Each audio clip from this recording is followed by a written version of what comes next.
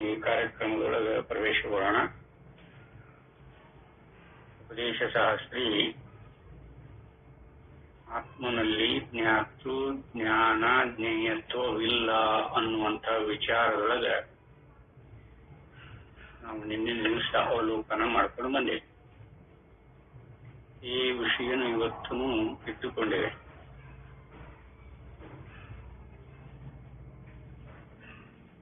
ಜ್ಞಾತೃ ಜ್ಞಾನ ಜ್ಞೇಯತ್ವ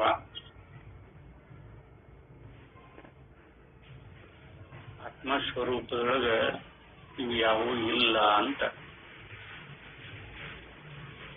ಜ್ಞಾತೃ ಜ್ಞಾನ ಜ್ಞೇಯತ್ವ ಅಂದ್ರೂ ಒಂದ, ಪ್ರಮಾತೃ ಪ್ರಮಾಣ ಪ್ರಮೇಯ ಅಂದ್ರೂ ಒಂದ.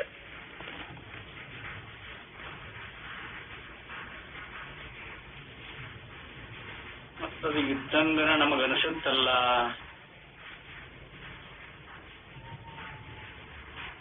ಅದನ್ನು ಹೇಳಿದ್ರು ಅವರು. ಅದಕ್ಕೆ ದೃಷ್ಟಾಂತನು ಕೊಟ್ಟರು. ಮಾಡುತ್ತಾನೆ, ಹೋಗುತ್ತಾನೆ, ಅದು ಜ್ಞಾತೃವಿನ ಜ್ಞಾನ ಶಬ್ದವೇ ಅಂತ ಹೇಳ್ಕೊಂಡು ಬಂದರು.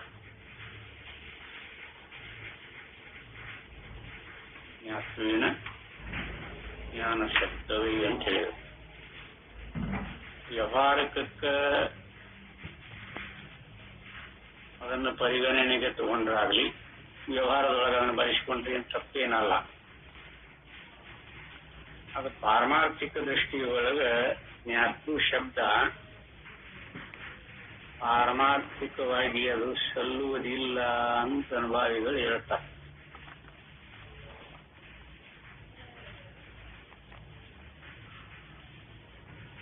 ಇದನ್ನ ಸಾಧಕರು ಸಮಾಧಾನ ಚಿತ್ತರಾಗಿ ಯಾವುದೊಂದು ಮನಸ್ಸು ಗೊಂದಲದೊಳಗೆ ಇಲ್ಲದೆ ಇರುವಂತಹ ಸ್ಥಿತಿಯೊಳಗೆ, ಸಮಾಧಾನ ಸ್ಥಿತಿಯೊಳಗೆ ನೋಡ್ಕೋಬೇಕಿದೆ. ನಮ್ಮ ಜ್ಞಾತೃ ಪರಮಾರ್ಥ ದೃಷ್ಟಿಗೆ ಅದು ಸಲ್ಲುವುದಿಲ್ಲ ಅಂತ ಹೇಳ್ತಾರೆ. ನಮಗೆ ಈ ಪ್ರಮಾತೃ ಅಥವಾ ಜ್ಞಾತೃವಿನನ್ನು ಬಿಟ್ಟು ನಾವು ವ್ಯವಹಾರ ಮಾಡಿದ್ದು ಇಲ್ಲ. ನಾವು ವಿದ್ರಣ ಮಾಡಿವೆ ನಮ್ಮ ವ್ಯವಹಾರ. ಆದರೆ ಅದು ಪರಮಾರ್ಥಕ್ಕೆ ಸಲ್ಲುವುದಿಲ್ಲ. ಜ್ಞಾತೃವಿನ ಅಪೇಕ್ಷೆಯಿಂದ ನಿಜವಾಗಿನೂ ಆ ಜ್ಞಾತೃ ಯಾವ ರೂಪದೊಳಗದಾನ ಅಂತ ನಾವು ನೋಡಿಕೊಂಡಾಗ ಅಲ್ಲಿ ಈ ಕರ್ತೃತ್ವ ಅಹಂಕಾರದಲ್ಲಿರುವುದಿಲ್ಲವಾದರೂ ನಿನ್ನಿನ 51ನೇ ಶ್ಲೋಕ 391ನೇ ಪೇಜು 51ನೇ ಶ್ಲೋಕದ ಭಾಷೆಯನ್ನು ನೋಡ್ಲಿಕ್ಕತ್ತೇವಲ್ಲ, ಅರ್ಥ ನೋಡ್ಲಿಕ್ಕತ್ತೇವಲ್ಲ.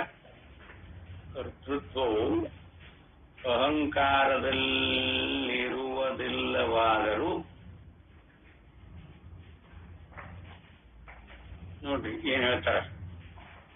ಅಹಂಕಾರದೊಳಗೆ ಕರ್ತೃತ್ವ ಇಲ್ಲದಿದ್ರೂ ಕೂಡ ಅದರೊಳಗೆ ಇರುವಂತಹ ಚಿದಾಭಾಸವನ್ನು ಲಕ್ಷ್ಯದಲ್ಲಿಟ್ಟು ಅದಕ್ಕೆ ಕರ್ತೃತ್ವವನ್ನು ಹೇಳಿರುತ್ತದೆ.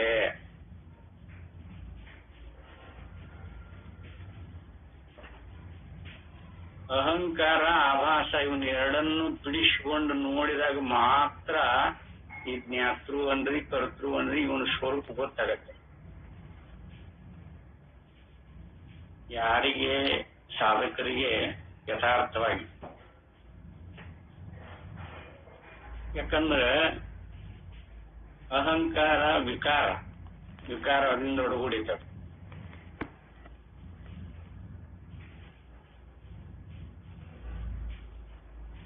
ಮಾಡುತ್ತಾನೆ ಹೋಗುತ್ತಾನೆ ಅನ್ನುವಾಗ ಅದನ್ನ ಜ್ಞಾತೃ ಶಬ್ದದಿಂದ ಧಾತ್ವಾರ್ಥಶ್ಚ ಧೀಯ ಕ್ರಿಯಾ ಅಂತ ಹೇಳ್ಯಾರ ನೋಡ್ರಿ.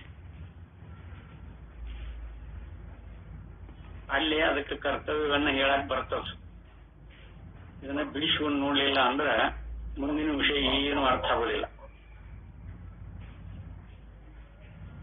ಅಹಂಕಾರದೊಳಗ ನಾವು ಲಕ್ಷ್ಯ ಕೊಟ್ಟಿದ್ದ ಎಲ್ಲಿಗೆ ಅದಕ್ಕಲ್ಲಿ ಅಹಂಕಾರದೊಳಗ ಆಭಾಸವನ್ನ ಲಕ್ಷಿಟ್ಟು ನಾವು ಅದಕ್ಕೆ ಕರ್ತೃತ್ವ ಕಲ್ಪಿಸಿಕೊಂಡೇವಿ.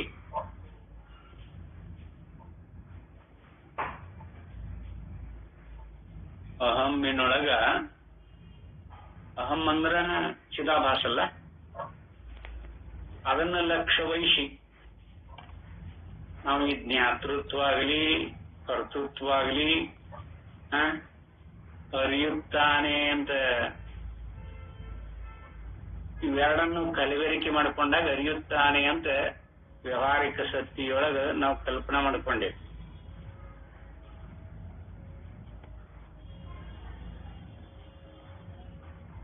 ಅನುಭವಕ್ಕನುಸರಿಸಿಕೊಂಡು ನೋಡ್ಬೇಕು. ಅಲ್ಲಿ ಚಿದಾಭಾಸದ ಅಸ್ತಿತ್ವ ಇರಲಿಲ್ಲ ಅಂದ್ರೆ ಅಹಂಕಾರ ಯಾವ ಕ್ರಿಯೆ ನೋಡೋದು? ಅಹಂಕಾರ ಹೇಳ ವಿಕಾರ ಹೊಂದಿದ್ರು ಅದ್ರಾಗ ಚಿದಾಭಾಸದಿಂದ ಒಳಗೂಡಿದಾಗ ಮಾತ್ರ ಒಟ್ಟಾರ್ಥದೊಳಗ ಈ ವ್ಯವಹಾರಿಕ ಸತ್ಯ ಎಲ್ಲವೂ ಚಿದಾಭಾಸದಿಂದ ಒಡಗೂಡಿಕೊಂಡೇ ಇದ್ದುಕೊಂಡಿದೆ ಅಂತ ಅಷ್ಟಾದ್ರೂ ಗೊತ್ತು ಮಾಡ್ಕೊಂಡ್ರೆ ಯಾವಾಗ ಆತ್ಮ ಚೈತನ್ಯವನ್ನ ತಿಳಿಯದೆ ತಪ್ಪಾಗಿ ಅದನ್ನ ಅಹಂ ಅಂದ್ರೆ ಚಿದಾಭಾಸ ರೂಪದೊಳಗೆ ಕಲ್ಪಿಸಿಕೊಂಡೇವೋ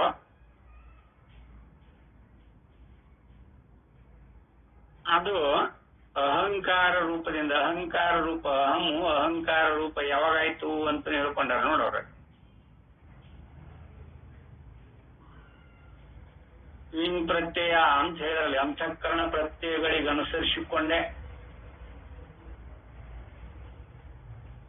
ಅಹಂಕಾರದ ಕಲ್ಪನೆ ನಮಗ ಅಥವಾ ಜ್ಞಾತೃವಿನ ಕಲ್ಪನೆ. ಆ ಚಿದಾಭಾಸವನ್ನ ಲಕ್ಷಿಸದೆ ಇದ್ರೆ ಆತ್ಮನೊಳಗೆ ಕ್ರಿಯೆ ಇಲ್ಲ, ಲಕ್ಷ್ಯ ಇಲ್ಲ. ಅವನ್ನ ತಪ್ಪು ತಿಳ್ಕೊಂಡವರು ನಾವ. ಅದನ್ನ ತಿಳಿಯದೇ ಇರುವಾಗ ಮತ್ತೆ ಸಾಧಕನ ಅಲ್ಲ ಅದನ್ನ ತಿಳ್ಕೊಳ.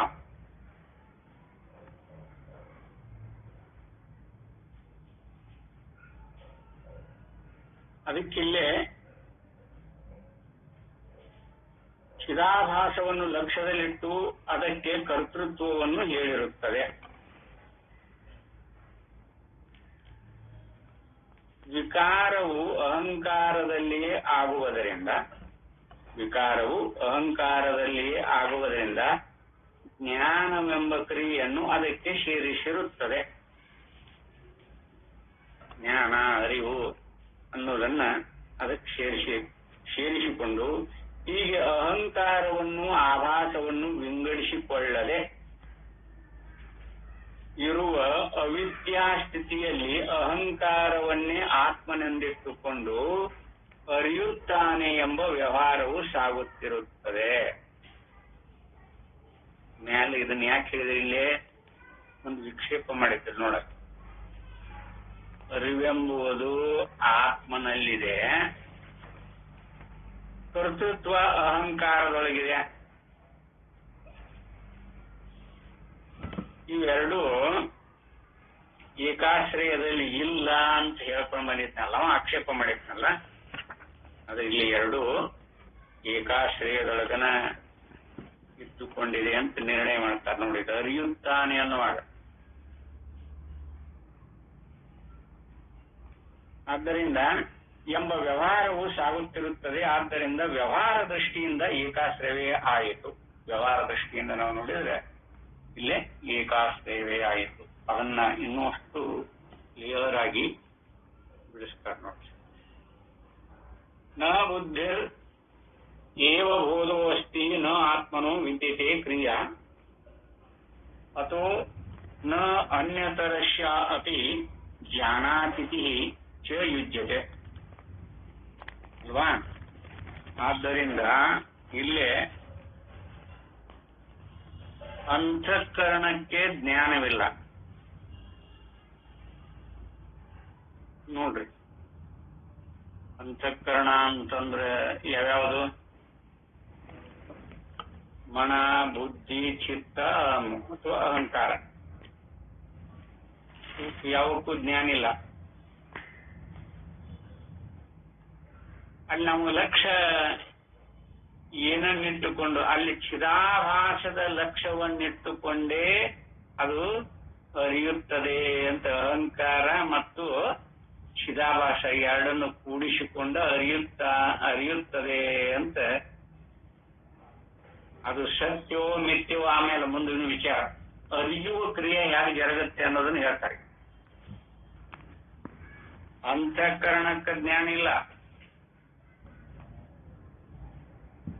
ಮನ ಬುದ್ಧಿ ಚಿತ್ತ ನಮಗೆ ಇವ ಅರಿತವು ಅಂತ ಅನಿಸುತ್ತೆ. ಯಾಕ ಅದರೊಳಗಿನ ಚಿದಾಭಾಸದ ಲಕ್ಷ್ಯ ನಮಗೆ ಉಳಿದಿಲ್ಲ. ಅಲ್ಲಿ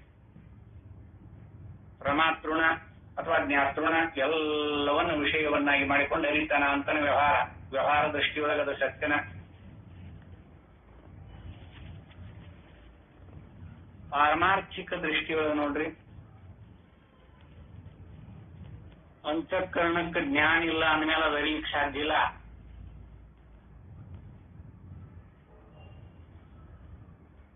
ಯಾವಾಗ ಅಹಂಕಾರದೊಳಗ ಚಿದಾಭಾಸವನ್ನ ಕಲಬೆರಕೆ ಮಾಡ್ಕೋತೀವೋ ಅವಾಗ ಇದು ಅರಿಯುತ್ತಾನೆ ಅಂತ ಬರುತ್ತೆ. ಇಲ್ಲ ಅಂದ್ರೆ ಬರುವುದಿಲ್ಲ. ಅದಕ್ಕೆ ಅಂತಃಕರಣಕ್ಕೆ ಜ್ಞಾನವಿಲ್ಲ, ಆತ್ಮನಿಗೆ ವಿಕಾರವಿಲ್ಲ. ವಿಕಾರ ಅಂದ್ರು ಒಂದು, ಅವನಲ್ಲಿ ಯಾವ ಕ್ರಿಯಾ ಕಾರ್ಯಗಳು ಇಲ್ಲ ಅಂದ್ರು ಒಂದು. ಆತ್ಮ ಶುಭ್ರ ಪ್ರಕಾಶ ರೂಪವಾಗಿದ್ದುಕೊಂಡನ. ಇದನ್ನ ಬಹಳ ಲಕ್ಷ್ಯವಾಗಿ ನೆನಪಿಟ್ಕೋಬೇಕು ನಾವು.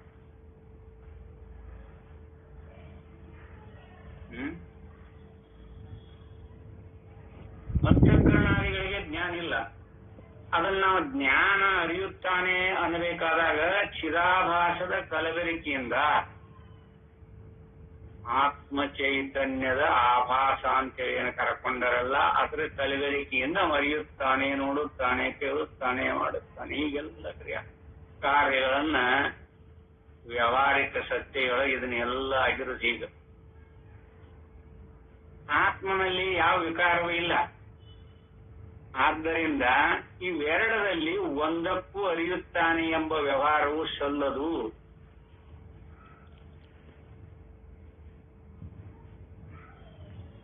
ನಾವು ಅರಿತೀವಿಲ್ರಿ ಹೇಗ? ಅವ್ರೇನ್ ಹೇಳ್ತಾರ, ಅಂತಃಕರಣಕ್ಕೆ ಜ್ಞಾನ ಇಲ್ಲ, ಅದು ಅರಿಲಿಕ್ಕೆ ಸಾಧ್ಯ ಇಲ್ಲ. ಆತ್ಮ ಕ್ರಿಯಾ ರೂಪದೊಳಗಿರುವುದಿಲ್ಲ, ಅವನಲ್ಲಿ ವಿಕಾರತ್ವಿಲ್ಲ, ಅವನು ಅರಿಯುವುದು. ಈ ಅರಿವು ಅಂತ ನಿರ್ಣಯ ಮಾಡ್ಕೊಂಡು ನೋಡ್ರಿ, ಇದು ಮೇಲ್ನೋಟಕ್ಕೆ ಬರೀ ಈ ಶಬ್ದ ಇವುಗಳನ್ನಷ್ಟು ಅನುಸರಿಸ್ಕೋಬೇಡ್ರಿ. ಅನುಭವ ಮಾತ್ರ ಹೇಗಿರುತ್ತೆ ಹಾಗೆ ಇಲ್ಲಿ ಕಂಡುಕೋಬೇಕಾಗ.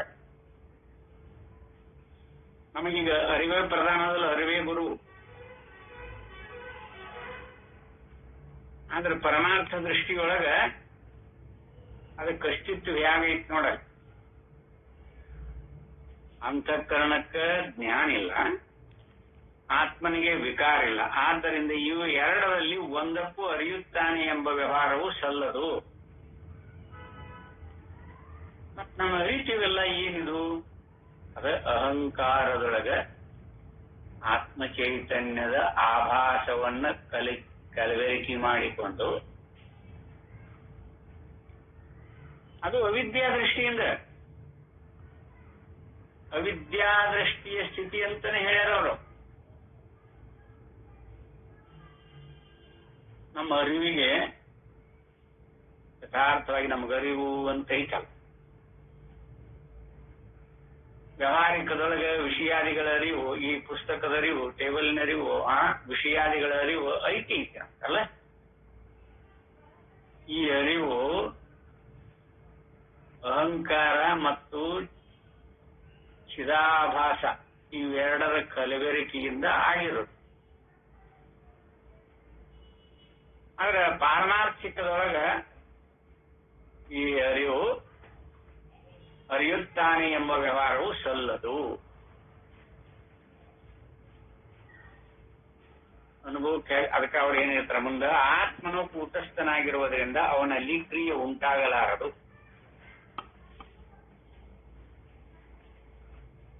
ನಾವು ಕ್ರಿಯಾತ್ಮಕವಾಗಿ ಈ ಅರಿವಾಗ್ಲಿ ನೋಡುವುದು, ಹೋಗುವುದು, ಮಾಡುವುದು, ಕ್ರಿಯಾತ್ಮಕವಾಗಿ ಏನು ಜರುಗುತ್ತಲ್ಲ, ಇದೆಲ್ಲವೂ ಅಹಂಕಾರದೊಳಗೆ ಚಿದಾಭಾಸದ ಕಲಬೆರಕೆಯಿಂದ ಮಾಡಿಕೊಂಡಿರುವ ಅವಿದ್ಯಾ ಸ್ಥಿತಿ, ಮತ್ತೊಂದೇನೂ ಅಲ್ಲ. ಇದು ಎಲ್ಲವೂ ನೋಡ್ರಿ, ಜ್ಞಾತೃವಿನಲ್ಲಗಳಿತಾರ, ಅರಿವನ್ನಲ್ಲಗಳಿತಾರ. ಯಾಕಂದ್ರೆ ಇವು ಎರಡೂ ಆತ್ಮನಲ್ಲಿ ಸಿದ್ಧಿಸುವುದಿಲ್ಲ.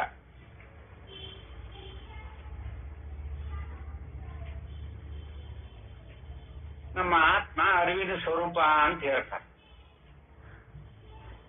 ಇದ್ರಾಗ ಏನು ದೋಷ ಐತೆ ಅಂತ ಕಂಡುಕೊಳ್ರಿ.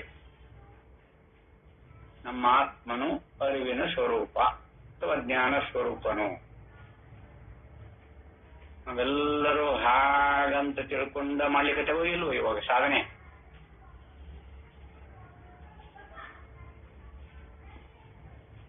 ಆದ್ರೆ ಸ್ಥಿತಿ ಹೇಗದ, ಅಲ್ಲಿ ಅನುಭವ ಹೇಗದ?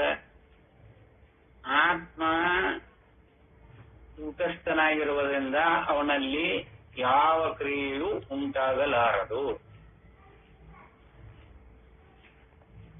ಅಂದಮೇಲೆ ಅವ ಅರಿಯುತ್ತಾನೆ ಎಂದು ಅವನಲ್ಲಿ ಜ್ಞಾನ ಐತಿ ಅಂತ ಅವನಿಗೆ ಹೇಳುವುದಕ್ಕಾಗುವುದಿಲ್ಲ. ನೋಡ್ರಿ, ಆತ್ಮನ ಯಥಾರ್ಥ ಸ್ವರೂಪದ ಬಗ್ಗೆ ಚಿಂತನೆ ಮಾಡ್ಲಿಕ್ಕತ್ತೇವಿ. ವ್ಯವಹಾರಿಕಲ್ಲ, ಇದು ಪರಮಾರ್ಥ. ಎಲ್ಲ ಶ್ರುತಿಗಳು ಹೇಳ್ತಾವ ಅರಿವಿನ, ನೋಡು ಆತ್ಮ ಅರಿವಿನ ಸ್ವರೂಪ ಉಳ್ಳವನು ಅಥವಾ ಜ್ಞಾನ ಸ್ವರೂಪ ಉಳ್ಳವನು ಅಂತ ಹೇಳ್ತಾವ. ಇದ್ರೊಳಗ ಅವಿದ್ಯಾ ದೃಷ್ಟಿ ಯಾವ ರೂಪದಿಂದ ಕೂಡ್ಕೊಂಡೈತಿ ಅಂತ ಅವಲೋಕನ ಮಾಡಿ. ಅವ ಕೂಟಸ್ಥ, ಅವನಲ್ಲಿ ಯಾವ ಕ್ರಿಯೆನೂ ಉಂಟಾಗುವುದಿಲ್ಲ. ಮತ್ತ ಅವ ಜ್ಞಾನ ಸ್ವರೂಪ ಉಳ್ಳವನು ಅಂತಂತೀವಲ್ಲ. ಅಹಂಕಾರ ಚಿದಾಭಾಸದ ಕಲಬೆರಕೆಯ ದೃಷ್ಟಿಯಿಂದ ಆತ್ಮನೊಳಗ ಅವ ಜ್ಞಾನ ಐತವನಲ್ಲೇ ಜ್ಞಾನ ಸ್ವರೂಪ ಉಳ್ಳವನು ಅಂತ ಇದ ಜ್ಞಾತೃವಿನ ಕಲ್ಪನೆಯಿಂದ ಒಡಗೂಡಿರುವಂತಹದ್ದು. ಅವ್ರು ಹೇಳ್ಯಾರ ಅವ ಕೂಟಸ್ಥ, ಅವನು ಬಿಟ್ರೆ ಮತ್ತೊಂದು ಯಾವುದೂ ಇಲ್ಲವೇ ಇಲ್ಲ. ಅವನಲ್ಲಿ ಜ್ಞಾನ ಅಜ್ಞಾನ ಕಲ್ಪನೆ ಮಾಡಿಕೊಂಡಿರೋದು ಇದ ಪ್ರಮಾತೃ ಅಥವಾ ಜ್ಞಾತೃ. ಈ ಜ್ಞಾತೃ ಅಂತ ಬಳಸಿಕೊಂಡಾರ. ಜ್ಞಾತೃ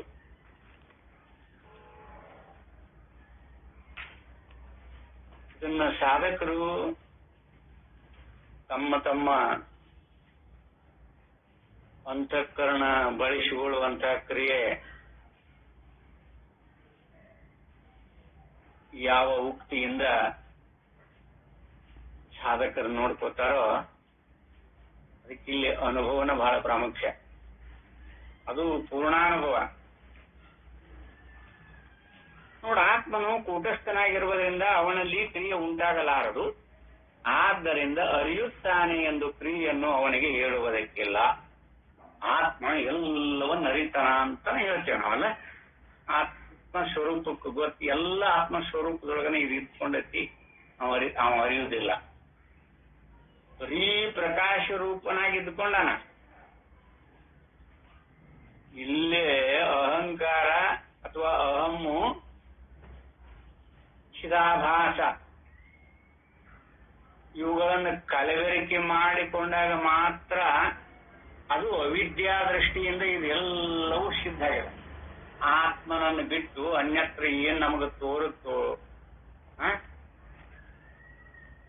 ಇದು ಜ್ಞಾತೃವಿನ ಕಲ್ಪನೆಯಿಂದೊಡಗೂಡಿ, ಜ್ಞಾತೃತ್ವದ ಕಲ್ಪನೆಯಿಂದೊಡಗೂಡಿ ಇದು ಎಲ್ಲವನ್ನ ಆತ್ಮನಿಗಿಂತ ಭಿನ್ನ ಅಂತ ಕಲ್ಪಿಸಿಕೊಂಡು ವ್ಯವಹಾರ ಮಾಡ್ಲಿಕ್ಕತ್ತೇವೆ ನಾವಿಷ್ಟ.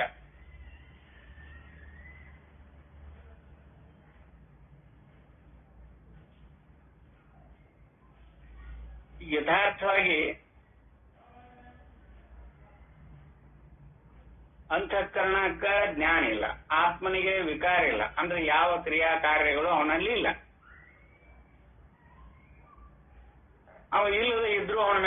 ಮಾಡ್ತೇವೆ ನೋಡಿ ನಾವು. ಈ ಜ್ಞಾತೃ ಸ್ವರೂಪದಿಂದ ಜ್ಞಾನ ಶಬ್ದಗಳಿಂದೊಡಗೂಡಿ ಅವನ ಮೇಲೆ ಅವ ಅರಿವುಳ್ಳವನು, ಜ್ಞಾನ ಉಳ್ಳವನು, ಆತ್ಮನೂ ಜ್ಞಾನ ಉಳ್ಳವನು.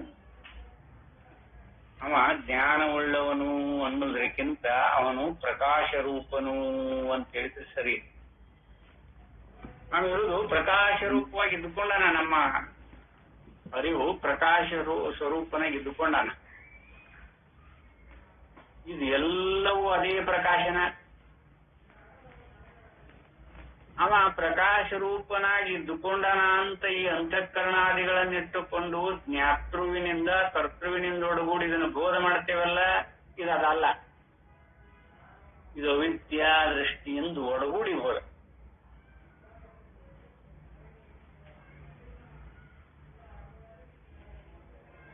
ಶಾಸ್ತ್ರ ಬೋಧ ಸೌಕರ್ಯಕ್ಕೆ ಇದನ್ನೆಲ್ಲ ಬಳಸಿಕೊಂಡು ಅಧ್ಯಾಯ ಹುಟ್ಟಿದು. ಅವನ ಸ್ವರೂಪ ಯಾವುದೂ ಅಲ್ಲ, ಅವನ ಮೇಲೆ ಆರೋಪ ಮಾಡ್ಕೊಂಡಾನೆ ಇದನ್ನೆಲ್ಲ ಬೋಧ ಮಾಡ್ತದೆ ಶಾಸ್ತ್ರ. ಅವ ಬರೀ ಪ್ರಕಾಶ ರೂಪನಾಗಿದ್ದಾನ. ಮತ್ತಂಥ ಪ್ರಕಾಶ ನಮಗ್ ಒಮ್ಮೆ ಕಂಡಿಲ್ಲಲ್ಲ ಅಂತ ಮತ್ತು ನಾವು ಈ ಜ್ಞಾತೃತ್ವದೊಳಗೆ ನಿಂತುಕೊಂಡ ಕಲ್ಪನಾ ಮಾಡ್ಕೊತೇವೆ. ನಾವು ಪ್ರಕಾಶ ಪುಂಜನಾಗಿರೋಣದ್ರಿಂದನೇ ಇವೆಲ್ಲವೂ ಅವಿದ್ಯಾ ಸ್ಥಿತಿಯಿಂದೊಡಗೂಡಿ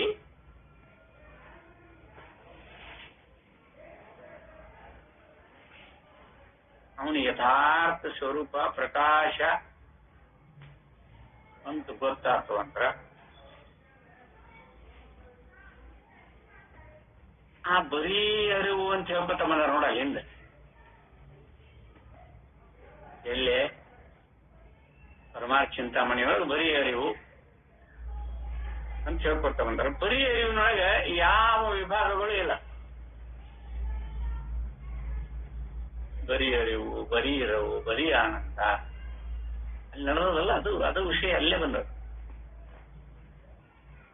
ಅದಕ್ಕೆ ಇಲ್ಲೇ ಯಥಾರ್ಥವಾಗಿ ಆತ್ಮನು ಕೂಟಸ್ಥನಾಗಿರುವುದರಿಂದ ಅವನಲ್ಲಿ ಕ್ರಿಯೆ ಉಂಟಾಗಲಾರದು. ಆದ್ದರಿಂದ ಅರಿಯುತ್ತಾನೆ ಎಂದು ಕ್ರಿಯೆಯನ್ನು ಅವನಿಗೆ ಹೇರುವುದಕ್ಕಿಲ್ಲ. ಅಹಂಕಾರವು ವಿಕಾರವುಳ್ಳದ್ದಾದರೂ ಅದರಲ್ಲಿ ಚೈತನ್ಯವಿಲ್ಲವಾಗಿ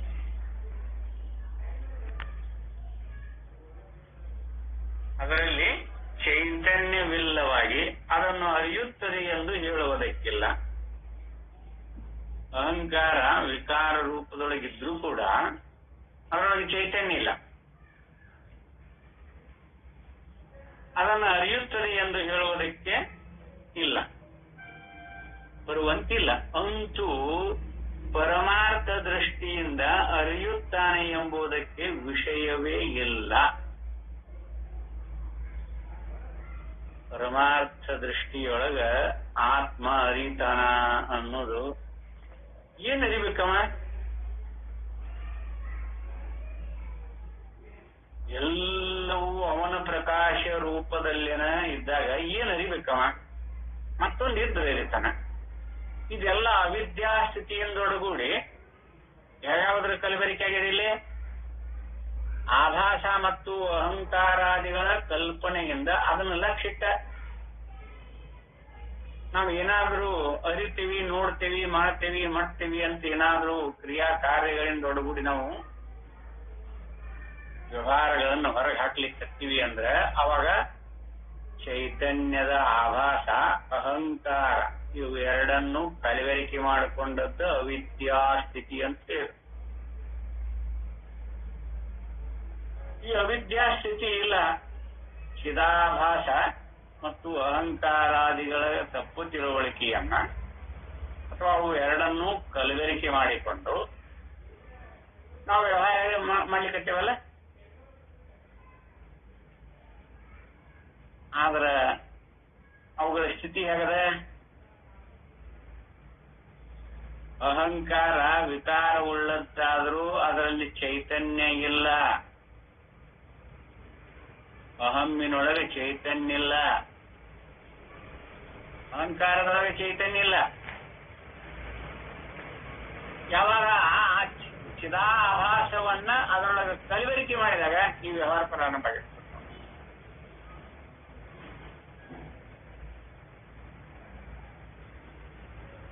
ಒಂದ್ ಸ್ವಲ್ಪ ಲಕ್ಷ ಇಡಬೇಕು. ಏನ್ ಲಕ್ಷ ಇಡಬೇಕು? ಚೈತನ್ಯ ಆಭಾಸ ಅಂತ ಕರೀತಾರಲ್ಲ, ಒಂದು ಪ್ರತಿಬಿಂಬ. ಚೈತನ್ಯ ಆಭಾಸ ಅಂತ ಕರೀತಾರಲ್ಲ, ಆತ್ಮನ ಆಭಾಸನ ಅದು. ಈ ಆತ್ಮನ ಪ್ರತಿಬಿಂಬ ಅಥವಾ ಪ್ರತೀಕ ಲಕ್ಷ್ಯ ನಮಗ ಆತ್ಮನನ್ನ ತಿಳಿಸುತ್ತೋ, ಈ ಆಭಾಸದ ಪ್ರಜ್ಞೆ ಅಹಂಕಾರದೊಳಗೆ ಕಲಬೆರಕೆ ಮಾಡಿದಾಗ ಆ ಚೈತನ್ಯದ ಆಭಾಸ ಅದ ಕಡೆ ನಮಗೆ ಲಕ್ಷ್ಯ ಇತ್ತಂದ್ರೆ ಈ ಆಭಾಸ ಚೈತನ್ಯದ ಪ್ರತಿರೂಪವೇ, ಪ್ರತೀಕವೇ, ಪ್ರತೀತಿಯೇ. ಎಷ್ಟು ಶಬ್ದವರೆಗೆ ಅಂತ ನೀವು ನೋಡಿಕೊಂಡ್ರಿ ಅಂದ್ರ ಇದು ಎಲ್ಲವೂ ಅವಿದ್ಯಾ ದೃಷ್ಟಿಯಿಂದೊಡಗೂಡಿ ಪೂರ್ವ ಪ್ರಪಂಚವೆಲ್ಲವೂ ಆತ್ಮನ ತಿರುಳೇ ಅಂತ ಅನುಭವಕ್ಕೆ ಬರ್ತದ. ಆ ಚೈತನ್ಯದ ತಿರುಳೇ ಅಂತ ಅನುಭವಕ್ಕೆ ಬರ್ತದ. ಅವಾಗ ಅರಿಯುತ್ತಾನೆ ಅನ್ನೋದಕ್ಕೆ ಅರ್ಥ ಏನದ? ಪರಮಾರ್ಥ ದೃಷ್ಟಿಯೊಳಗೆ ಅರಿಯುತ್ತಾನೆ ಅನ್ನೋದಕ್ಕೆ ಯಾವ ಬೆಲೆಯೂ ಇಲ್ಲ. ಏನನ್ನ ಅರಿಬೇಕ?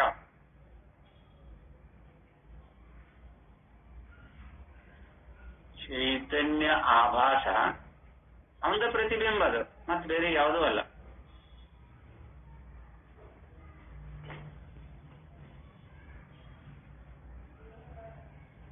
ಸೂರ್ಯ ಪ್ರಕಾಶ ಇದ್ದಾಗ ನಮ್ಮ ನೆರಳು ಬರ್ತದೆ.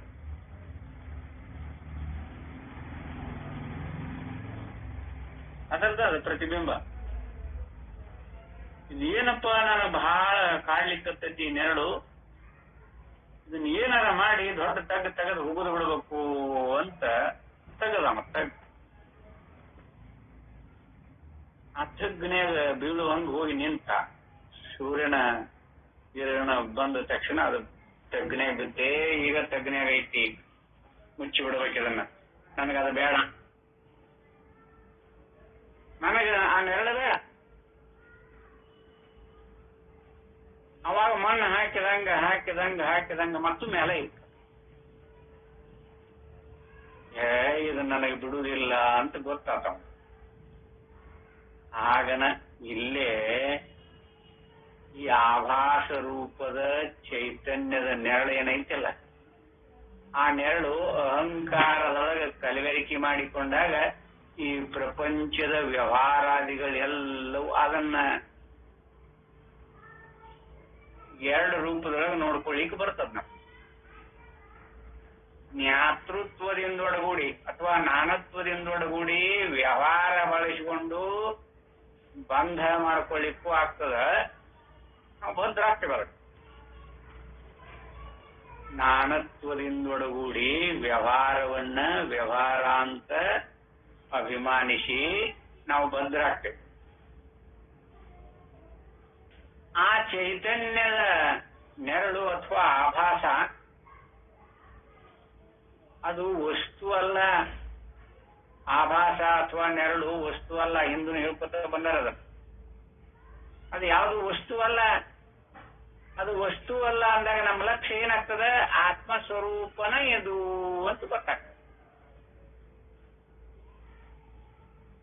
ಅವಾಗ ಇದು ಎಲ್ಲವೂ ಈ ಅಹಂಕಾರದಿಂದೊಡಗೂಡಿ, ಅಹಂಕಾರ ಮತ್ತು ಚಿದಾಭಾಸದಿಂದೊಡಗೂಡಿ ತೋರಿಕೊಂಡಿರುವ ಈ ಪ್ರಪಂಚವೆಲ್ಲವೂ ಆತ್ಮನ ತಿರುಳೇ ವಿನಃ ಮತ್ತೊಂದಲ್ಲ ಅಂತ ಅನುಭವಕ್ಕೆ ಬರ್ತದೆ ನೋಡಿ.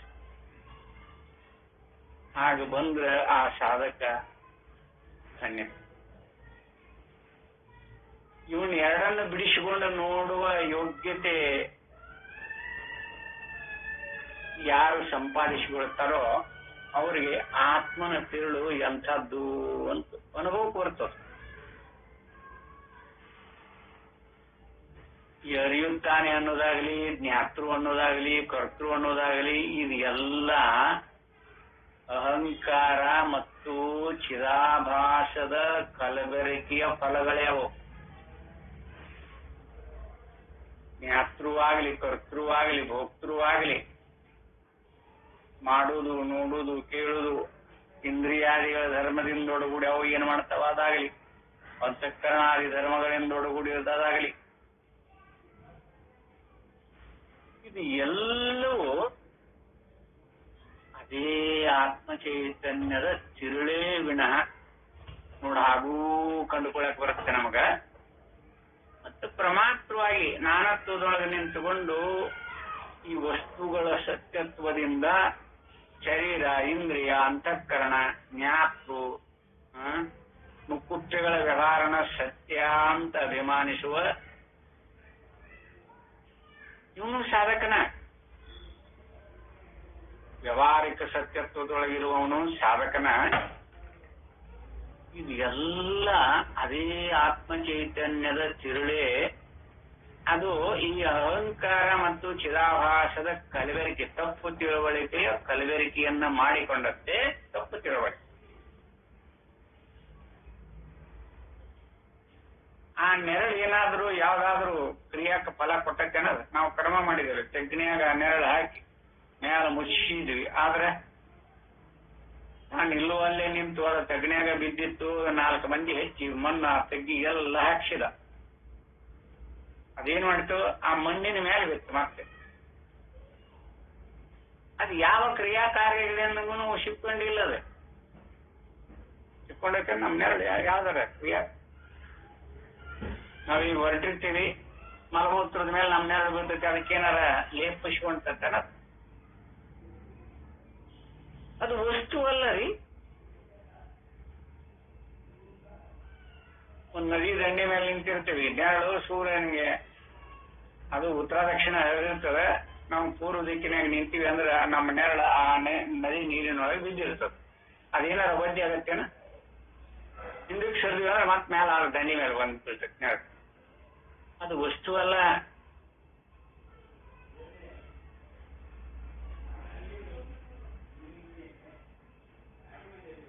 ಆದ್ರೆ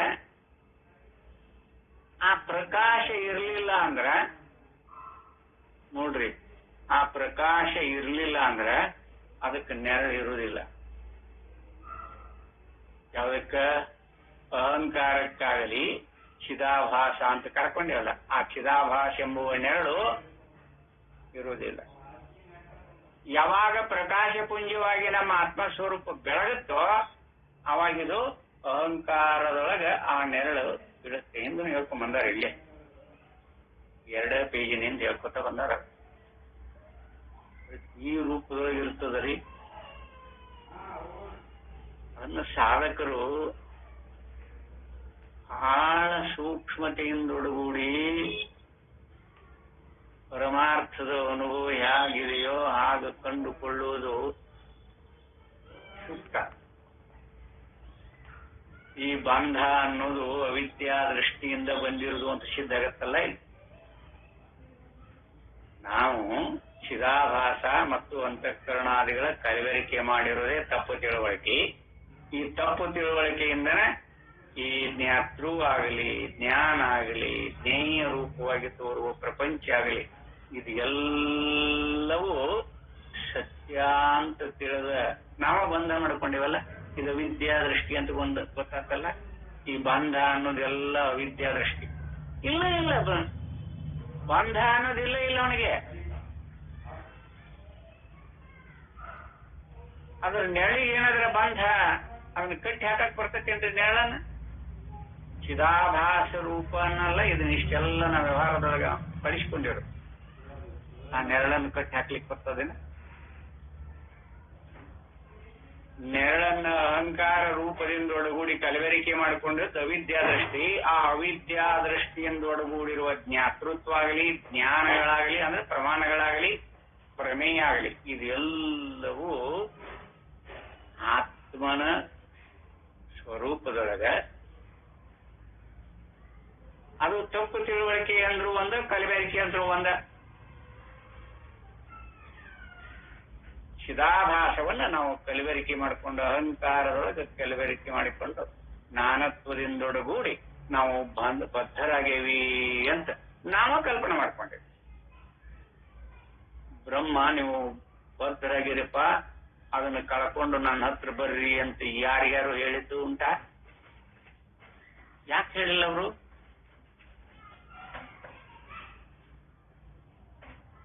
ಯಾಕೆ ಹೇಳಿಲ್ಲ? ಅವನಲ್ಲಿ ಯಾವ ಕ್ರಿಯೆ ಇಲ್ಲ, ಅರಿವು ಇಲ್ಲ ಅವನಲ್ಲಿ ಹೇಳಿಕ್ಕೆ. ಆ ಇರುವ ಸ್ಥಿತಿಯನ್ನ ನೀವು ತಿಳ್ಕೊಂಡ್ರೆ ಸಾಕು. ಯಾವುದನ್ನ ಕಲ್ಪಿಸಿಕೊಂಡು ಎಲ್ಲವನ್ನ ಆರೋಪ ಮಾಡ್ಕೊಂಡೇವೋ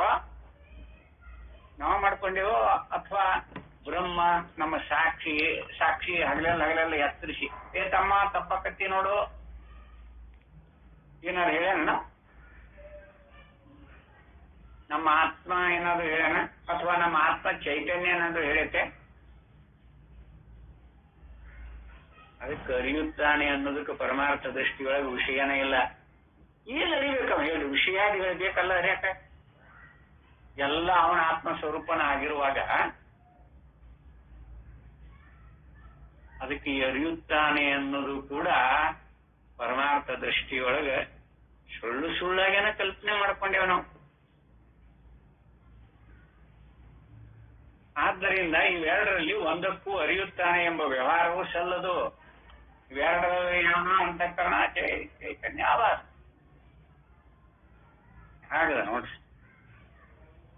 ಆತ್ಮನಲ್ಲಿನೂ ವಿಕಾರ ಇಲ್ಲ, ಅಂತಃಕರಣಕ್ಕೆ ಜ್ಞಾನ ಇಲ್ಲ. ಆದ್ರೂ ಅವ ಅರಿತಾನ ಅಂತ ನಾವು ತಪ್ಪು ತಿಳ್ಕೊಂಡು ಇನ್ನೇನೇನೇನೋ ಕಲ್ಪನೆ ಮಾಡ್ಕೊಂಡು ಆತ್ಮನು ಅರಿವುಳ್ಳವನು ಏನೇನೋ ಆರೋಪ ಮಾಡ್ಯಾವ ಅವರಿಗೆ. ಬ್ರಹ್ಮಗ ಪಾಪ ಸುಮ್ಮನೆ ಇದ್ದಾನ, ಏನು ಹೋಗಿಲ್ಲ. ಆದ್ರೆ ಅವ ಬ್ರಹ್ಮ ಸೃಷ್ಟಿಕರ್ತ ಅಂತ ನಾವು ಇನ್ನೂ ಏನೇನೋ ಆರೋಪ ಮಾಡ್ಕೋತೀವಿ. ಅವನಲ್ಲಿ ಯಾವ ಕ್ರಿಯಾನೂ ಇಲ್ಲ, ವಿಕಾರತ್ವ ಇಲ್ಲ, ಯಾವ ಕ್ರಿಯಾ ಇಲ್ಲ. ಆತ್ಮನು ಜ್ಞಾನ ಸ್ವರೂಪನು ಅಂತ ಹೇಳ್ತೇವೆ. ಹಿಂಗ್ ಹೇಳುವಾಗ ಏನನ್ನ ಕಲಬೆರಕೆ ಮಾಡ್ಕೊಂಡು ಹೇಳ್ತೀವಿ ಅಂತ ಪ್ರಜ್ಞೆ ಇತ್ತು ಅಂದ್ರ ಅವ ಅದನ್ನ ಅಲ್ಲೇ ಬಿಟ್ಟು ಬಿಡ್ತಾನ.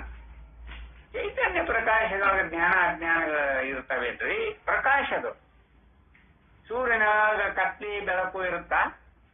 ಅವನ ಪ್ರಕಾಶದೊಳಗ ಇಲ್ಲ. ಹಾಗನೇ ಇದಿಲ್ಲ. ಅದಕ್ಕ ಇಲ್ಲಂಗರ ನ ಅಪ್ಯತು ಭಾವಶಬ್ದೇನ ಜ್ಞಪ್ತಿ ರೀತ್ಯಪಿ ಯುಜ್ಯತೆ ನ ಆತ್ಮ ವಿಕ್ರಿಯಾ ಮಾತ್ರೋ ನಿತ್ಯ ಆತ್ಮೇತಿ ಶಾಸನ. ಆದ್ದರಿಂದ ಅರಿವು ಎಂದು ಭಾವ ಶಬ್ದದಿಂದಲೂ ಆತ್ಮನನ್ನು ಹೇಳುವುದು ಯುಕ್ತವಾಗುವುದಿಲ್ಲ. ಅರಿವನ್ನ ಭಾವನೆ ನೋಡು, ಭಾವಿಸ್ಕೊಡ್ರಿ ಯಾಗೈತಿ ಅಂತ ಭಾವಿಸ್ಕೊಡ್ರಿ ಬರ್ತಕ್ಕೆ. ಅದು ಆ ಭಾವ ಶಬ್ದಕ್ಕೂ ವಿಷಯ ಆಗೋದಿಲ್ಲ, ಅದು ಅರಿವು.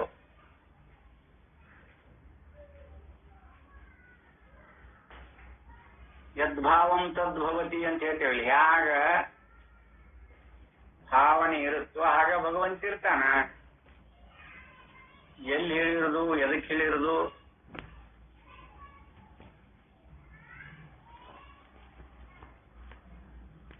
ಸಾಕಾರ ರೂಪವನ್ನ, ಭಗವಂತನ ರೂಪವನ್ನ ಮಾಡಿಕೊಂಡು ಅದನ್ನ ಧ್ಯಾನ ಮಾಡ್ಕೊತ ಇರು. ಭಗವಂತ ಇವತ್ತೆಲ್ಲ ನಾಳಿನ ಕೃಪಾ ಆಗ್ತತಿ ಅಂತ ಹೇಳ್ತಾರ. ಭಕ್ತಿ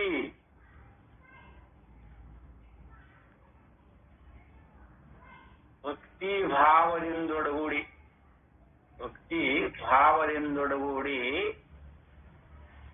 ಇಷ್ಟ ದೇವತೆಯನ್ನ ಪೂಜಿಸಿದರೆ ಫಲ ಸಿಗತಿಲ್ಲ ಅಂತಲ್ಲ, ಅವನ ಅಲ್ಗಾದಿಲ್ಲ ಅವರು.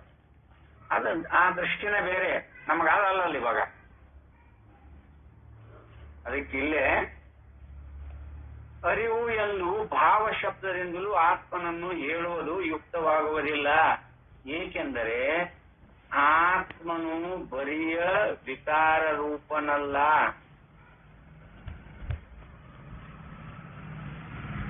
ಭಾವದೊಳಗೆ ಹಿಡ್ಕೋಬೇಕಾದ್ರೆ ಏನಿದ್ರು ಭಾವದೊಳಗೆ ಹಿಡ್ಕೊಳಕ್ ಪದ್ಧತಿ ಅಂತ ನಮ್ಗೆ ಗೊತ್ತ. ನಾ ಏನನ್ನ ಬಿಡಿಸಿ ಮತ್ತೊಮ್ಮೆ ಕೇಳೋದು ಬೇಕಾಗಿಲ್ಲ. ನಮ್ಮ ಭಾವದೊಳಗೆ ಹಿಡ್ಕೋಬೇಕಾದ್ರೆ ಯಾವುದೇ ಇರಲಿ, ವಸ್ತುಗಳನ್ನ ಭಾವರೂಪದೊಳಗೆ ನಾವು ಹಿಡ್ಕೋಬೇಕಾದ್ರೆ ಅದು ಜಾತಿ ಲಭ್ಯ ಗುಣ ಕ್ರಿಯೆಗಳಿಂದ ಕೂಡಿದ್ದನ್ನ ಇದು ಇಂಥ ವಸ್ತು ಅಂತ ನಿರ್ಣಯ ಇರ್ತೈತಿ. ಅದನ್ನು ಬೇಕಾದ್ರೆ ಭಾವನೆಯಾತ್ಮಕವಾಗಿ ಭಾವನೆ ಮಾಡ್ಕೋಬಹುದು. ಒಂದು ಎತ್ತು, ಹಸು ಇವು ನಮ್ಮ ಭಾವದೊಳಗಿರ್ತಾವ. ಆ ವಸ್ತುಗಳು, ಆ ಪ್ರಾಣಿಗಳು ಇಲ್ಲಿ ಇರ್ಲಿಲ್ಲ ಅಂದ್ರು ನಾವು ಅದನ್ನು ಭಾವನಾತ್ಮಕವಾಗಿ ಹೇಳ್ಬೋದು, ಭಾವನಾತ್ಮಕವಾಗಿ ತಿಳಿಬಹುದು. ಹಂಗೆ ಅರಿವು ಅನ್ನೋದನ್ನು ಭಾವನಾತ್ಮಕ ಮಾಡ್ಕೊಟ್ಟು ಬರುತ್ತೆ ಅನ್ನೋದು ಆ ಶಬ್ದ. ಅರಿವೆಂಬ ಶಬ್ದ ಭಾವನೆಯೊಳಗೆ ಮಾಡ್ಕೊಟ್ಟು, ಅದಕ್ಕೆ ಅದರಿಂದನೂ ಹೇಳಕ್ ಆಗೋದಿಲ್ಲ ಅಂತ ಹೇಳ್ತಾರೆ. ಅದು ಯುಕ್ತವಾಗುವುದಿಲ್ಲ. ಏಕೆಂದರೆ ಆತ್ಮನು ಬರೀ ವಿಕಾರ ರೂಪನಲ್ಲ. ನೋಡಲ್ಲಿ, ಭಾವದೊಳಗೆ ಹಿಡ್ಕೊಂಡಾಗ ಅದು ವಿಕಾರ ಅಲ್ಲಿ ವೃತ್ತಿ ರೂಪದೊಳಗಾಗತ್ತೆ. ಚಿತ್ತದ ವೃತ್ತಿ ರೂಪದೊಳಗೆ ಭಾವನೆ ಸಿದ್ಧ ಆಗಿರ್ತದೆ. ಮೊದಲ ಅನುಭವ ಮಾಡಿರ್ಬೇಕು, ಆಮೇಲೆ ಆ ಚಿತ್ತ ಅದನ್ನ ಸಂಸ್ಕಾರ ಅಥವಾ ವೃತ್ತಿ, ಆ ಚಿತ್ತ ಅದನ್ನ ವೃತ್ತಿ ರೂಪವಾಗಿ ಹಿಂದೆ ಗೌಡಪಾದ ಹೃದಯದೊಳಗೆ ಚಿತ್ತನ ಅನ್ನೋದೇ ಇಲ್ಲ ಅಂತ ನಿರ್ಣಯ ಮಾಡ್ಕೊಂಡು ಕಿತ್ತು ಹಾಕಿಬಿಟ್ಟವ. ನೆನಪಿರಬಹುದು, ಚಿತ್ತವೃತ್ತಿಗಳೆಲ್ಲವೂ ಅವಿದ್ಯಾದೃಷ್ಟಿನ ಅಂತ ತೆಗೆದು ಹಾಕ್ಯಾರ. ಆಗ ಚಿತ್ತವೃತ್ತಿ ಒಳಗ ವೃತ್ತಿ ರೂಪದೊಳಗೆ ಆದಾಗ ಮಾತ್ರ ಭಾವ ರೂಪದೊಳಗೆ ಹಿಡಿದಿಟ್ಟುಕೊಳಕ್ತಾರ. ಇಲ್ಲಿ ಯಾವ್ದಾರ ಐತೇನಿ ಇಲ್ಲಿ? ಯಾಕಂದ್ರೆ ಆತ್ಮನು ಬರೀ ವಿಕಾರ ರೂಪನಲ್ಲ, ಆತ್ಮನು ನಿತ್ಯನು ಎಂದು ಶಾಸ್ತ್ರವಿದೆ.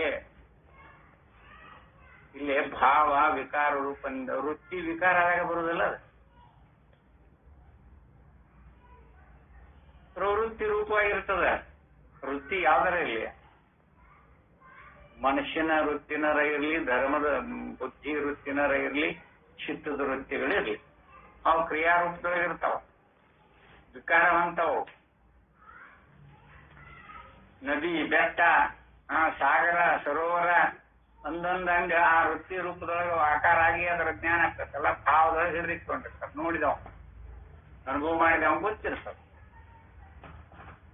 ಅಲ್ವಾ? ಆದ್ದರಿಂದ ಏಕೆಂದರೆ ಆತ್ಮನು ಬರಿಯ ವಿಕಾರ ರೂಪನಲ್ಲ, ಆತ್ಮನು ನಿತ್ಯನು ಎಂದು ಶಾಸ್ತ್ರವಿದೆ. ಏನದಂಗಾತಿಲ್ಲೇ? ಜ್ಞಾತೃ ಶಬ್ದವು ಪರಮಾರ್ಥವಾಗಿ ಸಲ್ಲದೆಂದು ತೋರಿಸಿದ್ದಾಯಿತು. ಇದರಂತೆ ಜ್ಞಪ್ತಿ ಅರಿವು ಎಂಬ ಶಬ್ದವೂ ಸಲ್ಲದು. ಇವೆರಡನ್ನೂ ಈಗಲ್ಲ, ಜ್ಞಾತೃನೂ ಇಲ್ಲ, ಅರಿವು ಇಲ್ಲ. ಏನ್ರಿ ಅರಿವಿಲ್ಲ ಅಂದ್ರ ಮಾಡೋದು ಹೆಂಗ? ಸಿದ್ಧ ಮಾಡ್ರಿ. ನಮ್ಮ ಆತ್ಮ ಸ್ವರೂಪದೊಳಗೆ ನಿಲ್ಬೇಕನ್ನೋರು ಈ ಅರಿವಿನಿಂದೊಡಗೂಡನ ವಿವೇಕ ಮಾಡ್ಕೋತ ಮಾಡ್ಕೋತ ಮಾಡ್ಕೋತ ಆತ್ಮ ಪ್ರಕಾಶದ ಸ್ಥಿತಿಗತಿಗಳನ್ನ ನಾವು ಕಂಡುಕೋಬೇಕಾಗ್ಯದ.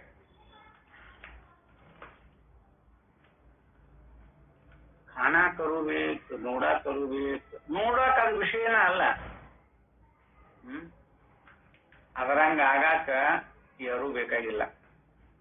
ಅದರಂಗ ಆಗಾಕ ಅದ ಇರಾಕ ಏನಾರು ಬೇಕಾಗಿತ್ತನ? ಈಗ ಗಾಢ ಅಥವಾ ತನನಿದ್ರಿಯೊಳಗ ತಾನಾಗಿ ಇರ್ತಾನ. ಅಲ್ಲಿ ಏನಾರ ಅರಿವಿನಿಂದೊಡಗೂಡಿ ಅರುತ್ತ ಅಲ್ಲಿ ತಾನಾಗ್ಯಾನ ನಾವು. ಅಲ್ಲಿ ಯಾರ್ಯಾರ ನಾ ಅರಿಲಿಕ್ಕತ್ತೀನಿ ಅಂತ ಭಾವನೆ ಇದೇನು? ಆಗನ ಇಲ್ಲೇ ಇದೆಲ್ಲಾ ಚಿದಾಭಾಸ ಮತ್ತು ಅಹಂಕಾರಾದಿಗಳ ತಲೆಗರಿಕೆ ಮಾಡಿಕೊಂಡಂತೆ ತಪ್ಪು ತಿಳುವಳಿಕೆ. ಅದರಿಂದನೇ ವ್ಯವಹಾರದೃಷ್ಟಿ ಜ್ಞಾತೃ ಜ್ಞಾನ ಜ್ಞೇಯಾದಿಗಳ ಉತ್ಪತ್ತಿ ಮಾಡಿಕೊಂಡು ವ್ಯವಹಾರದೊಳಗೆ ಸಿಕ್ಕು ಅದರ ಬದ್ಧರಾಗಿದ್ದೇವೆ. ಜ್ಞಾನತ್ವದಿಂದೊಡಗೂಡಿ ನಾವು ಬದ್ಧರಾಗೇವಿ. ಯಥಾರ್ಥವಾಗಿ ಇದು ಅವಿದ್ಯಾ ದೃಷ್ಟಿ ನೋಡೋದನ್ನ ಹೇಳೋದು. ಅದ ಹಿಂದಿಂದನೇ ಹೇಳ್ಕೊಂಡ್ಬಿಟ್ರೆ ಆಗ ಅಲ್ಲೇ ಇದು ಅವಿದ್ಯಾ ದೃಷ್ಟಿ. ನಾನಾತ್ವದ ದೃಷ್ಟಿಯಾಗಲಿ, ಅಂತಃಕರಣಾದಿಗಳ ದೃಷ್ಟಿಯಾಗಲಿ, ಅಥವಾ ಚೈತನ್ಯ ಆಭಾಸ ಮತ್ತು ಅಹಂಕಾರ ಇವುಗಳ ಕಲಬೆರಕೆನೇ ಇವೆಲ್ಲದರ ಉತ್ಪತ್ತಿ, ಮತ್ತೊಂದಲ್ಲ. ಇವು ಯಾವುದನ್ನು ಕಲಬೆರಕೆ ಮಾಡಿಕೊಳ್ಳದಂಗ ಆತ್ಮ ಪ್ರಕಾಶ ರೂಪನಾಗಿ ಹೇಗಿದ್ದಾನ ಆಗ ಉಳ್ಕೊಳ್ರಲ್ಲ. ಯಾವಾಗ ಬಿಡ್ತೈತೆ ಅದು? ಇವು ಕಲಬೆರಕೆಯಿಂದ ನಮ್ಮನ್ನ ಬಂಧದೊಳಗೆ ದೂಡ್ಲಿಕ್ಕರ್ತಾವ ಅಂತ ಯಾರಿಗೆ ನಿಶ್ಚಿತ ಮಾಡ್ಕೋತಾರ ಗೊತ್ತಾಗ್ತದ. ಅವ್ರಿಗೆ ಸಾಧಕರು ಅನ್ನೋದು, ಮುಮುಕ್ಷುಗಳು ಅನ್ನೋದು.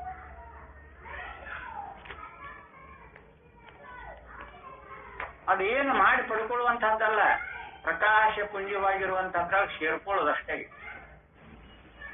ಜ್ಯೋತಿಯೊಳಗೆ ಜ್ಯೋತಿ ಸೇರ್ಕೊಂಡ, ಆಕಾಶದೊಳಗೆ ಘಟ ಹೊಡಿತು ಅಂದ್ರೆ ಆಕಾಶದೊಳಗೆ ಆಕಾಶ ಲೀನ ಸೇರ್ಕೊಂಡ್ಬಿಟ್ಟಿರ್ತಾರೆ.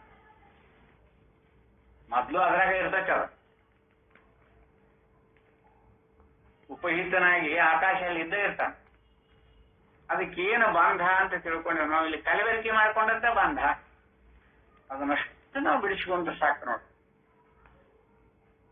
ಅದರ ನೆರಳು ಅಥವಾ ಚೈತನ್ಯ ಆಭಾಸ ಅಹಂಕಾರಗಳ ಸಮ್ಮಿಶ್ರಣದಿಂದನ, ತಪ್ಪು ತಿಳುವಳಿಕೆಯಿಂದನ, ಕಲಬೆರಕೆಯಿಂದನ ಇದೇನ್ ನಮಗೆ ತೋರುತ್ತಲ್ಲ, ಈ ಪ್ರಪಂಚ, ಇಂದ್ರಿಯ, ಅಂತಃಕರಣ, ಪ್ರಮಾತೃ, ಜ್ಞಾತೃ, ಕರ್ತೃ, ಭೋಕ್ತೃ ಒಂದ ಎರಡ, ಜ್ಞಾನ ಅಜ್ಞಾನ ಇವು ಅದ್ರಾಗನ ಅದಾವ. ಮತ್ತೆ ಜ್ಞಾನ ಅಜ್ಞಾನಗಳು ಅದ್ರಾಗ ತಪ್ಪು ತಿಳುವಳಿಕೆ ಒಳಗನ ಅದಾವ. ಜ್ಞಾನ ಅಜ್ಞಾನನು ಅವಿದ್ಯಾ ದೃಷ್ಟಿನ, ಅಜ್ಞಾನನ ಇಲ್ಲ. ಜ್ಞಾನ ಅಂತ ಯಾವ್ದನ್ನ ಸಿದ್ಧ ಮಾಡ್ತೀರಿ? ಇವೆಲ್ಲ ಅವಿದ್ಯಾ ದೃಷ್ಟಿ. ಈ ತಪ್ಪು ತಿಳುವಳಿಕೆ ಏನದಲ್ಲ, ಆತ್ಮನನ್ನ ತಿಳಿಯದೆ ಅವನ ಚಿದಾಭಾಸವನ್ನ ಅಹಂಕಾರದೊಳಗ ಕಲಬೆರಕೆ ಮಾಡ್ಕೊಂಡದ್ದ ಇದು ಅವಿದ್ಯಾ ದೃಷ್ಟಿ. ಅಲ್ಲಿ ಜ್ಞಾನ ಅಜ್ಞಾನ, ವಿದ್ಯೆ ಅವಿದ್ಯ, ಜ್ಞಾತೃ ಕರ್ತೃ ಭೋಕ್ತೃ, ಪ್ರಪಂಚ, ಭೌತಿಕ ಪ್ರಪಂಚ, ದೈವಿಕ ಪ್ರಪಂಚ, ಮತ್ತಿದ ನೀರೇನಾರ ಇದ್ರು ಅದು ಎಲ್ಲವೂ ಅವಿದ್ಯಾ ದೃಷ್ಟಿನ ನೋಡಿ. ಒಂದ ಮಾತಾಡ್ಬೇಕು, ಇದೆಲ್ಲ ಅವಿದ್ಯಾ ದೃಷ್ಟಿಯಿಂದ ಒಡಗೂಡಿರುತ್ತೆ. ಇದನ್ನ ಯಾರು ಅನುಭವಾನುಸಾರಿಯಾಗಿ ಇದು ಆತ್ಮ ಸ್ವರೂಪದೊಳಗೆ ಯಾವುದೂ ಇಲ್ಲ, ನಾ ಎಂಥ ಮೂಢತನದಿಂದ ಮೌಢ್ಯತನದಿಂದ ಈ ಪರಮಾತ್ಮನನ್ನು ತೆಕ್ಕಿ ಬಿಡೋದು, ಅದು ಮೌಢ್ಯ, ಅದು ತಪ್ಪು ತಿಳುವಳಿಕೆ, ಅದು ಬರೀ ನೆರಳು ಆಭಾಸ. ಆ ಆಭಾಸದ ಬೆಂಬತ್ತಿ ಇದೆಲ್ಲವೂ ಆತ್ಮ ಚೈತನ್ಯದ ಪ್ರಕಾಶವೇ ಅಥವಾ ಆತ್ಮನ ತಿರುಳೇ ಅಂತ ಅನುಭವಕ್ಕೆ ಬಂದಿದ್ರು ಅದನ್ನ ಬಿಟ್ಟು ನಾ ಇದನ್ನ ಹಿಡ್ಕೊಳಿಕತ್ತೇನಲ್ಲ, ಏನ್ ಕರ್ಮ ಇರ್ತದೆ. ಇದೆಲ್ಲ ಅವಿದ್ಯಾ ದೃಷ್ಟಿ. ಈ ಅವಿದ್ಯಾ ದೃಷ್ಟಿ ಅನ್ನೋದು ಅಜ್ಞಾನ, ಅವಿದ್ಯೆ, ಮಾಯೆ, ಇದೆಲ್ಲ ಮಾಯೆ ನೋಡಿ. ಅದಕ್ಕೆ ಯಥಾರ್ಥವಾಗಿ ಇಲ್ಲಂಗ್ರ ಇಲ್ಲೇ ಜ್ಞಪ್ತಿ ಅರಿವು ಎಂಬ ಶಬ್ದವು ಸಲ್ಲದು ನೋಡು. ಜ್ಞಾತೃ ಶಬ್ದನೂ ಸಲ್ಲುವಂಗಿಲ್ಲ. ಈಗ ಜ್ಞಾನ ಶಬ್ದಗಳಿಂದ ಆತ್ಮಸ್ವರೂಪವನ್ನು ತಿಳಿಲಿಕ್ಕೆ ಹೊಂಟಿದ್ದೀವಲ್ಲ, ನಾವು ಮರಿಬಾರದು ಹಿಂದಿನ ವಿಷಯ. ಆದ್ದರಿಂದ ಇಲ್ಲಿ ಎರಡು ಶಬ್ದಗಳು ಕೂಡ ಇವು ಶಬ್ದವು ಸಲ್ಲದು. ಏಕೆಂದರೆ ಜ್ಞಪ್ತಿ ಎಂಬುದು ಬರೀಯ ಕ್ರಿಯೆಯನ್ನು ಹೇಳುತ್ತದೆ. ಜ್ಞಪ್ತಿ ಅಂದ್ರೆ ಅರಿವು. ಕ್ರಿಯೆಯು ಕರ್ತವ್ಯವನ್ನ ಆಶ್ರಯಿಸಿರುತ್ತದೆ. ಆದ್ದರಿಂದ ಕರ್ತೃವು ಇಚ್ಛೆ ಪಟ್ಟಾಗ ಅದು ಹುಟ್ಟಿ ಅವನಿಗೆ ಇಚ್ಛೆ ಇಲ್ಲದಾಗ ಮುಗಿದು ಹೋಗುತ್ತದೆ. ಶಂಕರರು ವಸ್ತುತಂತ್ರ ಕರ್ತೃತಂತ್ರ ಅಂತ ಹೇಳ. ಈಗ ನೋಡ್ರಪ್ಪ, ಕರ್ತೃತಂತ್ರ ಅಂದ್ರೆ ಏನು? ಇಲ್ರಿ, ನಾವು ನಾಳೆ ಬೆಂಗಳೂರಿಗೆ ಹೋಗ್ಬೇಕಾಗ್ಯದ ಅಂತ ಹೇಳ್ತಾನ, ಅಥವಾ ಧಾರವಾಡಕ್ಕೆ ಹೋಗ್ಬೇಕಾಗೈತಿ, ಬೆಳಗಾವಿಗೆ ಹೋಗ್ಬೇಕಾಗೈತಿ ಅಂತ ಹೇಳ್ತಾನ ಅಂತ ಇಟ್ಕೊಳ್ರಿ. ಅವ ನಡ್ಕೋತಾರ ಹೋಗ್ಬೋದು, ಅಥವಾ ಗಾಡಿ ತಗೊಂಡಾರ ಹೋಗ್ಬೋದು, ಅಥವಾ ಬಂಡಿ ಎತ್ತಿನ ಬಂಡಿ ತಗೊಂಡು ಹೋಗ್ಬೋದು, ಅಥವಾ ಕುದುರೆ ಮೇಲೆ ಹೋಗ್ಬೋದು, ವಾಹನಗಳ ಮೇಲೆ ಹೋಗ್ಬೋದು. ಇವತ್ತು ಯಾಕೋ ಮೂಡ ಅಪ್ಸೆಟ್ ಆಗೈತಿ, ನಾವು ವಲ್ಯ ಅಂತ ಬಿಟ್ಟು ಬಿಡೋದು, ಅದು ಕರ್ತೃವಿನ ಅಧೀನ. ಅದು ಕರ್ತೃವಿನ ಅಧೀನ.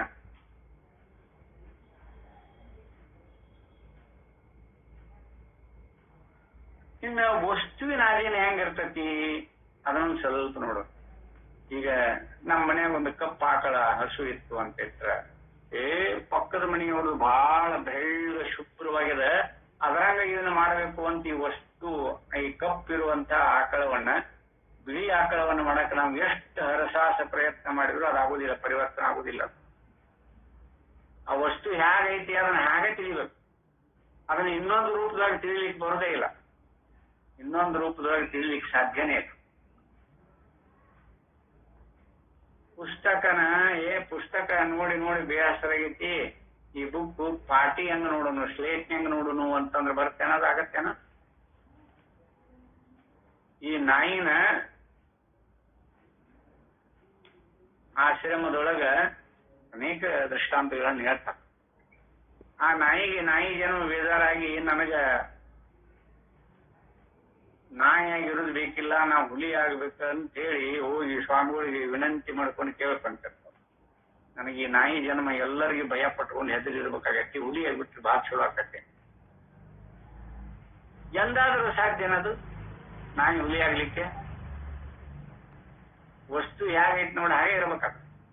ಅವನ್ನ ಪರಿವರ್ತನೆ ಮಾಡೋದು ಯಾರಿಗೆ ಆಗುದಿಲ್ಲ. ಎಂಥ ಮೂಡ ಇದ್ದಿ ನೀನು ಅಂತ ಹೇಳ್ತಕ್ಕ.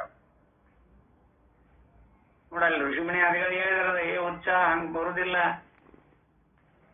ವಸ್ತು ಹೇಗೈತೆ ಅದಕ್ಕೆ ವಸ್ತು ತಂತ್ರ ಕರ್ತೃತಂತ್ರ ಮಾರ್ಮಿಕವಾಗಿ ತ್ರಿವಿದ್ಯಾ ಉಪಾಸನೆ ಮಾಡಿದವರಿಗೆ ಅದು ಬಹಳ ಆ ವಸ್ತು ತಂತ್ರ ಕರ್ತೃತಂತ್ರ ಅವ್ರು ಹೇಳಿ ಕಾರಣ ಏನಂತಂದ್ರ ಅಲ್ಲೇ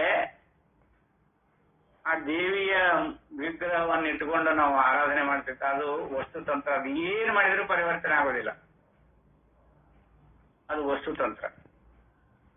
ಆ ದೇವಿ ಯಾವ ದೇವಿಯನ್ನ ನಾವು ಆರಾಧನೆ ಮಾಡ್ತಿರ್ತೀವಿ ಅದೇ ದೇವಿನ ಮತ್ತೊಂದು ಅದನ್ನ ಪರಿವರ್ತನೆ ಮಾಡಿ ಈ ದೇವಿನ ಶಿವ ಅಂತ ಮಾಡೋನು, ವಿಷ್ಣು ಅಂತ ಮಾಡೋನು, ಬ್ರಹ್ಮ ಅಂತ ಮಾಡೋನು ಅಂದ್ರೆ ಆಗೋದಿಲ್ಲ. ಅದು ಹೇಗೈತೆ ಹಾಗೆ ಉಪಾಸನೆ ಮಾಡ್ಬೇಕಾಗಿ. ಕರ್ತೃತಂತ್ರ ಆದ್ರೆ ನೀವು ಬೇಕಾದಂಗೆ ಕಲ್ಪನೆ ಮಾಡ್ಕೋಬಹುದು. ಅದಕ್ಕೆ ಅದರ ಅಧೀನ, ಕರ್ತೃವಿನ ಅಧೀನ ಬೇರೆ, ವಸ್ತುವಿನ ಅಧೀನ ಬೇರೆ. ಅದಕ್ಕೆ ಅಲ್ಲಿ ಹೇಳ್ಬೇಕಾದಾಗ ಹಂಗ್ ಬಂದಿತ್ತು. ಅದಕ್ಕೆ ಅದು ಇಲ್ಲೇ ಕರ್ತೃ ಇಚ್ಛೆ ಪಟ್ಟಾಗ ಅದು ಹುಟ್ಟಿ ಅವನಿಗೆ ಇಚ್ಛೆ ಇಲ್ಲದಾಗ ಮುಗಿದು ಹೋಗುತ್ತದೆ. ಆದರೆ ಆತ್ಮನು ನಿತ್ಯನಾಗಿರುತ್ತಾನೆಂದು ಶ್ರುತಿಯಲ್ಲಿರುತ್ತದೆ. ಇದು ಎಲ್ಲ ಕರ್ತೃವಿಗೆ ಅಧೀನ ಪಟ್ಟಿಲ್ಲಿದು. ಅವ ನಿತ್ಯ ಸ್ವರೂಪ, ನಿತ್ಯನಾಗಿರೋಣದ್ರಿಂದ ಅವನಲ್ಲಿ ಯಾವ ಮಾರ್ಪಾಟುಗಳಾಗಲಿ ವಿಕಾರಗಳಾಗಲಿ ಇದು ಯಾವುದೊಂದು ಇಲ್ಲದ ಪ್ರಕಾಶ ರೂಪದೊಳಗೆ ಇದ್ದುಕೋಣ. ಅದನ್ನ ಏನೇನೋ ಮಾಡಿ ನಾವು ತಪ್ಪಾಗಿ ತಿಳ್ಕೊಂಡ್ರೆ ಅದು ನಮ್ಮ ದೃಷ್ಟಿಕೋನ. ಅದನ್ನು ಯಥಾರ್ಥವಾಗಿ ಈ ತಪ್ಪು ತಿಳುವಳಿಕೆಯ ಭಾವನೆಯನ್ನ ಆ ಭಗವಂತ ಆದಷ್ಟು ಬೇಗ ನಮಗೆ ಈ ಭಾವನೆಗಳಿಂದ ಮುಕ್ತನನ್ನಾಗಿ ಮಾಡಿ ಆ ಪರಮಾರ್ಥದ ಸ್ವರೂಪದೊಳಗ ನೆಲಗಡೆಯನ್ನ ಅನುಗ್ರಹಿಸಲಿ ಅಂತ ಹೇಳುತ್ತಾ ಈ 4 ವಾಕ್ಪುಷ್ಪಾದಿನ ಸದ್ಗುರು ಚರಣ ಕರ್ಪಿಸಿ ಇವತ್ತಿನ ಈ ಉಪನ್ಯಾಸ ವಿದಾಯ ಹೇಳುತ್ತೇನೆ. ಹರಿ ಓಂ.